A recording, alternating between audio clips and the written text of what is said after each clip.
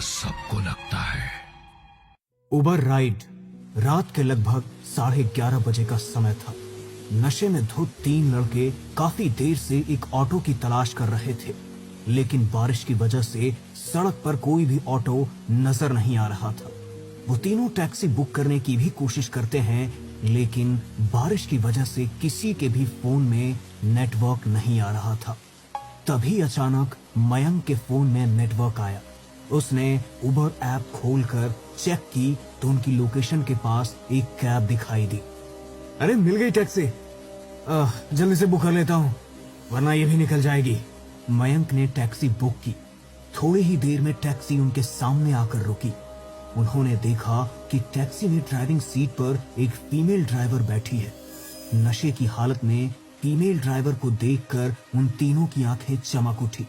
वो आकर टैक्सी में बैठे और उन तीनों की नजर मानो उस फीमेल ड्राइवर पर ही अटक गई हो। Sir OTP? ओटीपी भी बता देंगे, पहले अपना फोन नंबर बता दे तो चलेगा क्या? टैक्सी ड्राइवर पायल ने धीरज की बात का कोई जवाब नहीं दिया। तभी मोहित बोला, अरे क्यों इतनी खूबसूरत लड़की को परेशान करता है? ओटीपी है 1434। मैडम आप इसकी बात का बुरा मत मानिएगा, थोड़ा पीकर टाइट है आज। तुम्हें डर नहीं लगता क्या कि कहीं तुम्हारे साथ कुछ ऊंच नीच ना हो जाए? वैसे भी आजकल जमाना कुछ अच्छा नहीं है। वो तो हम जैसे सीधे साधे लड़के आपको मिल गए, वरना आपके साथ कुछ भी हो सकता है। नहीं सर, मैं पिछले 3 साल से रात में टैक्सी चला रही हूँ, इसलिए आपको मेरी चिंता करने की कोई जरूरत नहीं है। आप मेरी टेंशन मत लीजिए। क्या सोलर सिस्टम है क्या इसमें? ये मेरा काम है, मुझे इसमें कोई परेशानी नहीं है। अरे ऐसे कैसे ना ले टेंशन? इतनी खूबसूरत लड़की रात में टैक्सी चलाने के लिए निकलेगी तो टेंशन तो हो ही जाएगी ना। वैसे अगर आपको काम की इतनी जरूरत है तो मैं आपको काम दे सकता हूँ, आप मेरे साथ चलिए ना। नहीं सर, मुझे कोई काम नहीं चाहिए, मैं ठीक हूँ। वैसे आपको अशोक मोहल्ले में कहाँ जाना है? जहाँ तुम लेकर जाओगी हम तो वहीं चल पड़ेंगे, पर मुझे तुम्हारे लिए बहुत बुरा लग रहा है। इतनी प्यारी लड़की को ऐसा काम करना पड़ रहा है। कितनी खूबसूरत आंखें हैं तुम्हारी, कितने खूबसूरत होठ। इतना बोलकर मयंक ड्राइवर पायल का चेहरा छूने लगता है, जिससे वो बहुत ज्यादा अनकंफर्टेबल हो जाती है। वो मयंक का हाथ हटाने की कोशिश करती है तो मयंक उसकी तरफ देखकर एक अजीब सी स्माइल देता है। सर प्लीज आप थोड़ा ठीक से बैठिए, वरना गाड़ी का बैलेंस बिगड़ जाएगा। ओह सॉरी सॉरी सॉरी, मुझे पता नहीं था कि आपको बुरा लग जाएगा। इतना बोलकर मयंक जोर जोर से हंसने लगा और उसके साथ साथ उसके दोनों दोस्त धीरज और मोहित भी पायल को देखकर एक क्रीपी सी स्माइल देने लगे। वो बार बार उसे टच करने की कोशिश कर रहे थे, जो कि पायल को बिल्कुल भी अच्छा नहीं लग रहा था। उसने कई बार उन्हें मना करने की कोशिश की, लेकिन वो उसकी बात सुन ही नहीं रहे थे। इतनी छेड़छाड़ और बदतमीजी होने की वजह से पायल की आंखों से आंसू छलक गए थे, लेकिन वो काम करने को मजबूर थी, इसीलिए अपनी आंखों के आंसू पोंछकर खुद को संभालते हुए उसने ड्राइव करना जारी रखा। रास्ते पर कुछ दूरी तक तो आसपास कुछ गाड़ियां थी, लेकिन जैसे जैसे रास्ता आगे बढ़ा तो अंधेरा और ज्यादा गहराता चला गया। आसपास केवल कुछ गिनी चुनी गाड़ियां ही रास्ते पर दिखाई दे रही थी। बारिश और बढ़ गई थी। आसमान में तेज बिजली कड़क रही थी और बिजली के कड़कने की आवाज से पायल के दिल का डर और ज्यादा बढ़ रहा था। वो यही सोच रही थी कि अगर इस सुनसान रास्ते पर उसके साथ कुछ गलत हो गया तो यहाँ पर उसे कोई बचाने वाला भी नहीं है।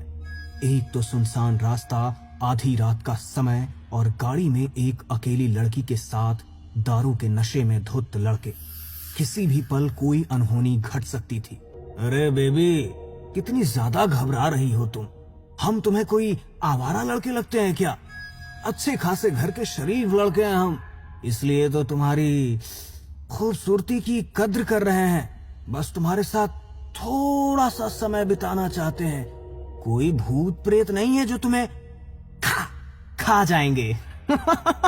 सर थोड़ी देर में आपकी लोकेशन आ जाएगी, फिर मैं आपको ड्रॉप कर दूंगी। प्लीज ये राइड मेरे लिए और मुश्किल मत बनाइए। तभी अचानक आसमान में जोर से बिजली कड़की। अचानक पायल का फोन बजा और चौंक कर उसने कॉल रिसीव कर ली। हेलो, हाँ बेटा, अच्छा ठीक है, मम्मा बस 2 मिनट में आती है। हाँ, तुम बिल्कुल भी घबराना नहीं। अरे माफ करना, हमें पता नहीं था तुम शादीशुदा हो। अरे शादीशुदा है तो क्या हुआ, हमें तो वो भी चलेगी।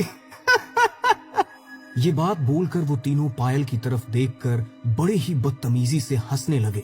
तभी पायल ने कहा, सर क्या आप मेरी एक हेल्प कर सकते हैं? अरे जाने मन, हेल्प? तुम तो जो मांगो वो तुम्हारे लिए हाजिर है, बोलो। सर एक्चुअली मेरा बेटा घर पर अकेला है और अकेले उसे बहुत डर लग रहा है। मेरा घर यहाँ पास में ही है, क्या मैं बस 1 मिनट के लिए अपने घर जा सकती हूँ? एक बार अपने बेटे को जाकर थोड़ा समझा दूंगी तो वो शांत हो जाएगा। सिंगल पेरेंट हूँ ना, और फैमिली में कोई और है भी नहीं, इसलिए सब खुद ही मैनेज करना पड़ता है। अरे हाँ हाँ तुम जाओ, कोई परेशानी वाली बात नहीं है, लेकिन बस आना जल्दी। जी सर। पायल ने गाड़ी ड्राइव की और एक घर के सामने जाकर टैक्सी रोक दी। मैं बस अभी 2 मिनट में आ जाऊंगी सर। ठीक है। पायल घर के बाहर टैक्सी रोककर जल्दी से दरवाजे का लॉक खोलकर घर के अंदर गई। तभी टैक्सी के अंदर बैठे मयंक ने कहा, क्या बात है, बिना मेहनत किए ही लड़की के घर का पता चल गया और परिवार में कोई है भी नहीं, घर का दरवाजा भी खुला हुआ है। ऐसा मौका बार बार नहीं मिलता यार। चलो हम भी अंदर चल लेते हैं, ड्राइवर मैडम स्वागत तो करेगी हमारा। हमने इतना कोऑपरेट किया है, थोड़ा कोऑपरेशन तो उसे भी दिखाना पड़ेगा ना। तीनों टैक्सी से उतरकर दरवाजे से घर के अंदर चले गए। पूरे कमरे में घुप अंधेरा था। तीनों को एक दूसरे का चेहरा भी ठीक से नजर नहीं आ रहा था, लेकिन तभी उनके कानों में एक आवाज पड़ी, बेटा मम्मा बस उन 3 लोगों को छोड़कर अभी आपके पास आ जाएगी। अब मम्मा को जाने दो, मम्मा जल्दी आ जाएगी। हाँ ठीक है मम्मा, पर प्लीज देर मत कर।